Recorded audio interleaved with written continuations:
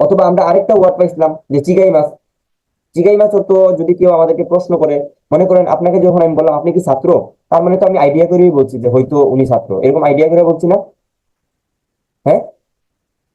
তখন হচ্ছে কি, আমি যখন আপনাকে আইডিয়া করে একটা প্রশ্ন করলাম, যদি আমি আমার আইডিয়াটা ভুল হয়, হ্যাঁ, তখন আপনি বলবেন কি, চিগাই মাছ, যে আপনার ধারণাটা ভুল, মানে আপনি বুঝাইলেন যে আপনি ছাত্র না।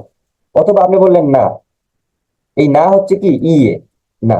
তারপরে আপনি যদি আরো বলতেছেন না আমি ছাত্র না, তখন আপনি বলবেন ইয়ে গাকুছেই জাহারি মাসেন। মানে জাহারি মাসেনটা কার সাথে যুক্ত হইবে বুঝতে পারছেন তো? আমরা এই যে মনে করেন গাকুছেই একটা নাও, এই নাউনটার সাথে জাহারি মাসেনটা যুক্ত হবে। বুঝা গেছে? নাউনটার সাথে জাহারি মাসেনটা যুক্ত হবে।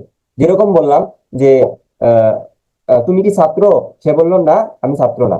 তাহলে উত্তরটা হবে কি, আমি বললাম যে আনাতাওয়া গাকুছেই দেস্কা, সে বললো ইয়ে গাকুসেই জারিমাসেন। এখানে যেখানে লেখা আছে সো জারিমাসেন, কারণ এখানে এই যে সো সো জারিমাসেন কেন লেখা আছে, এই যে সো দেশের প্রশ্ন হয়েছিল, এই কারণে সো জারিমাসেন হয়েছে। ঠিক আছে? তো গাকুসের ছাত্র যখন প্রশ্ন হয়েছে তখন ছাত্র জারিমাসেন। আমরা উদাহরণটা বলি তাহলে আরো ক্লিয়ার হবো। এই দেখেন, সরে ওয়া তেরেহন কাদো দেশকা।